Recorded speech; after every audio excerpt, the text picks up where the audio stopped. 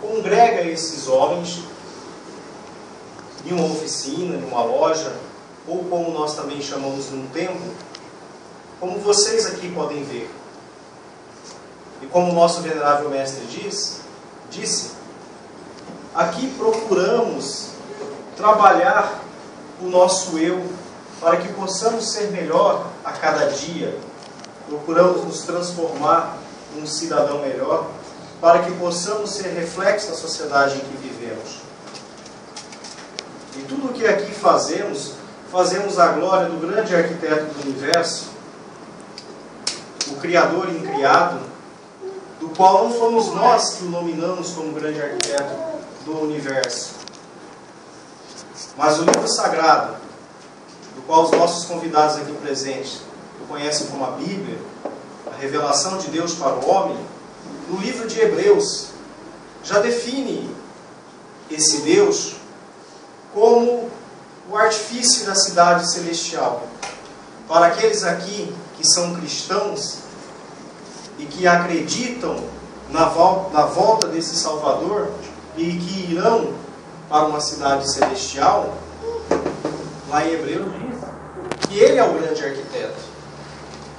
Então, quando nós prestamos honra a esse Ser Supremo, o grande arquiteto do universo, procuramos com esse nome não ofender o católico que se faz presente entre nós, o islã que se faz presente entre nós, o evangélico, o espírita cristão, porque independente da religião, meus convidados, minhas cunhadas, esse Ser Supremo, ele é conhecido como o grande arquiteto do universo. Para estar aqui em nosso meio e ser chamado de irmão, ser reconhecido como um maçom, ele deve professar a sua fé e a sua crença nesse Ser Supremo. A maçonaria não vai dizer para ele como que ele deve tratar ou chamar esse Deus. Porque a maçonaria entende que esse culto que ele deve prestar e que essa interpretação desse Ser Supremo é de fórum íntimo de cada um. Mas ele deve crer que há um ser acima dele, que tudo criou, que tudo formou, que tudo fez. Ele deve acreditar que depois desse mundo ainda há algo preparado para nós. E a maçonaria também não vai dizer para ele se é a reencarnação ou se é a ressurreição, como os cristãos acreditam. Porque a maçonaria não quer ter na vida do maçom e da sua família o papel de religião. Em momento algum, irmão Marcos, ela vai dizer: eu, a maçonaria, de hoje em diante, sou a tua religião. Mas ela diz, irmão Darlan, para você: se apegue a este Ser Supremo, o cultue, renda glórias a Ele, da maneira como o irmão o interprete, da maneira como o irmão melhor se achegue a Ele, para que, juntamente com os ensinamentos da sua religião, somando com os ensinamentos aqui ministrados, você se torne um cidadão muito melhor. Infelizmente, somos atacados pelos anti-maçons ou por aqueles que não conhecem a maçonaria de uma religião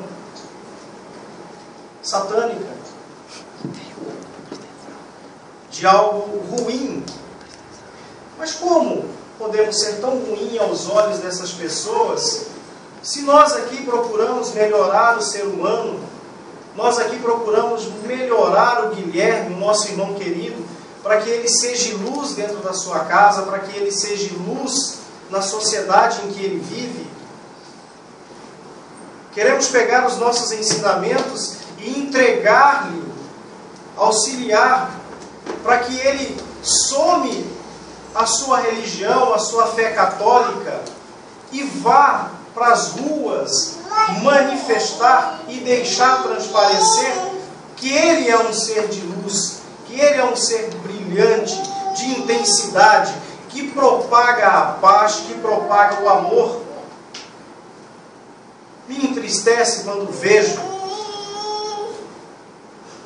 os ignorantes, me perdoe, irmão Jorge, dizer para nós que entregamos os nossos primogênitos para obtermos sucesso. Se nós não temos propriedade sobre as nossas vidas, irmão Janklin, como eu poderia então, meu amado amigo Leonardo, entregar aquilo que não me pertence, se não me pertence à minha vida, que dirá a vida do meu filho, a qual este ser supremo, o grande arquiteto do universo, que para nós é Deus, confiou a mim a responsabilidade dele. Quisera que todos pudessem ter acesso aos ensinamentos da maçonaria. Mas de repente, minha cunhada Karina pode se perguntar: mas por que então não tem acesso? Por que ela não é aberta? Porque entre todos os nossos ensinamentos aqui está o respeito às tradições. A maçonaria, ela nasceu dessa forma. Ela não é segredo para ninguém. Mas o que aqui acontece, tal como na sua família, em que aquilo que você trata com a sua esposa, com os seus filhos, é intimidade sua, a maçonaria entendeu que ela também deve se resguardar. Quando eu me reúno aqui com o meu irmão Vanderir e com todos os irmãos, o que tratarmos aqui fique entre nós e que possamos levar e lá fora praticar. Não há necessidade de falarmos, mas que as pessoas possam ver uma grande diferença. E imagine, meus convidados, tudo isso, como eu já disse, somado à religião, se eles, como diz em Coríntios 13, verdadeiramente praticassem o amor, o maior de todos os ensinamentos deixados pelo Mestre Jesus, e estendesse isso a nós, abrindo os seus corações para nos recebermos, tal como o Mestre recebia todos aqueles que o procuravam, para juntos podermos fazer uma sociedade muito melhor. Esse é o papel da maçonaria. Nunca, em momento algum, ela vai chegar para qualquer irmão que seja e dizer, ou pedir, ou ordenar, para que ele mude de religião e adote a maçonaria como religião. Em momento algum. Mas de repente alguém me pergunta: mas vocês se tratam como irmãos, tal como lá na igreja nós nos tratamos? Há uma diferença entre o irmão maçom e o irmão lá da igreja. Não uma diferença do indivíduo, mas uma diferença no tratamento. Enquanto que na religião é o tratamento voltado para a religião, onde todos são irmãos, o meu irmão Marco, a minha irmã Perla, a minha irmã Karina, a minha irmã Leane, a maçonaria, aqui nós entendemos que somos uma família. Aos convidados talvez até estranharam que tratamos aqui as mulheres dos nossos irmãos como cunhadas. Então, nada tem a ver com a religião, mas sim com família. O meu irmão Marco, a minha cunhada Perla, o meu irmão Guilherme, a minha cunhada Leane, a minha sobrinha Júlia, totalmente distante uma coisa da outra. Nós somos irmãos.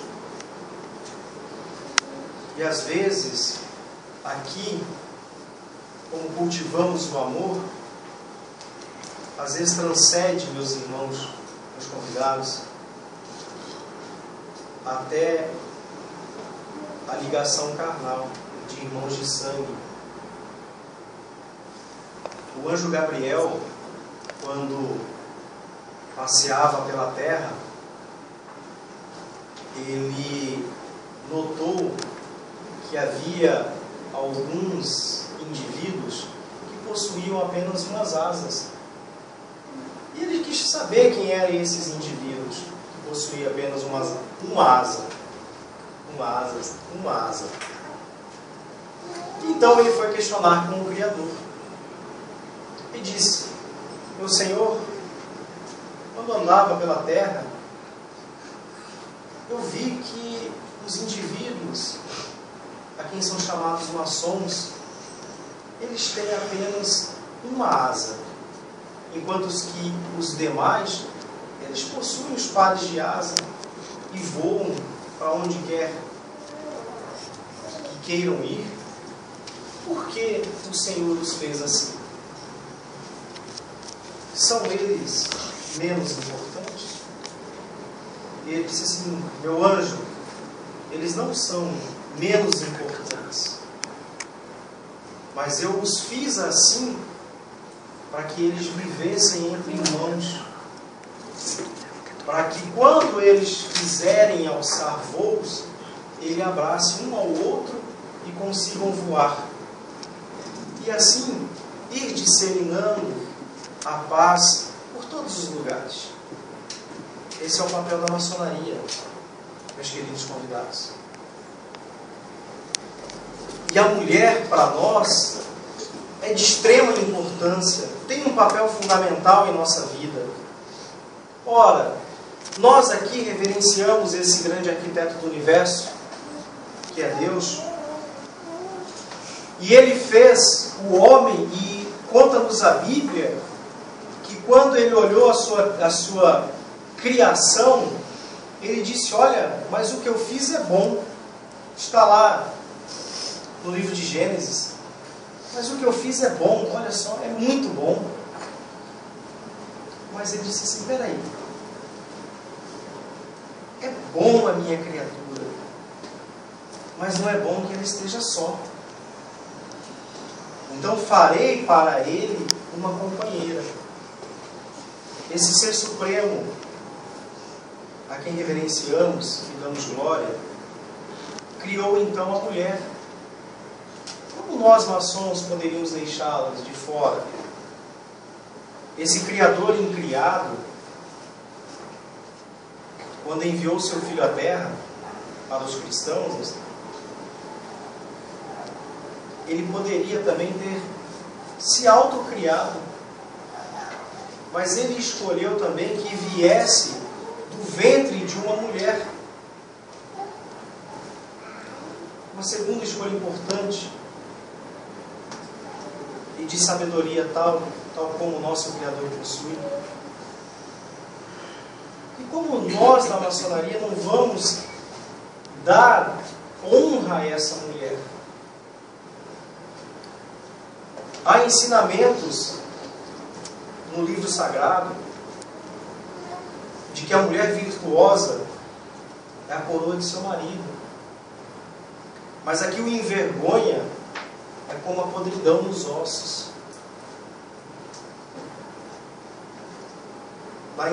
Também vamos encontrar em Provérbios que a mulher sábia edifica a sua casa, mas a tola com as suas mãos a derruba. O livro sagrado menciona a mulher diversas e diversas vezes. E como nós respeitamos e aceitamos os ensinamentos bíblicos, Também entendemos que a mulher na nossa vida ela é de extrema importância. A mulher, ela é a coluna mais importante da casa de um maçom. Porque quando o maçom ele deixa o seu lar para ir para a reunião, ele passa para ela a direção da sua casa. Ela então que vai comandar, dirigir e, acima de tudo, ter a paciência de esperar, de aguardar por 2 ou 3 horas a sua ausência. É com ele que é com ela que ele vai dividir todas as suas alegrias, os seus ensinamentos vividos em loja. Mas, minhas cunhadas, sejam para os vossos maridos a mulher virtuosa, a mulher sábia, e o ajudem a caminhar nesta caminhada de transformação de um mundo melhor. Ajudar que ele seja maçom, não só dentro do templo, mas dos portões para fora. Eu vos agradeço às cunhadas que têm tido paciência ao extremo, porque toda sexta-feira aqui estamos e elas têm sido pacientes, liberando seus maridos para estar aqui conosco. E quero aproveitar também para falar das mães, parabenizar vocês que são tudo para nós, somos dependentes da mãe por toda a vida, né? E a ela somos gratos pelo dom maravilhoso, que é o dom da vida, porque Deus nos dá o sopro de vida, né? O fôlego de vida, mas precisamos de vocês, mamães. Nós precisamos muito. Eu vos agradeço.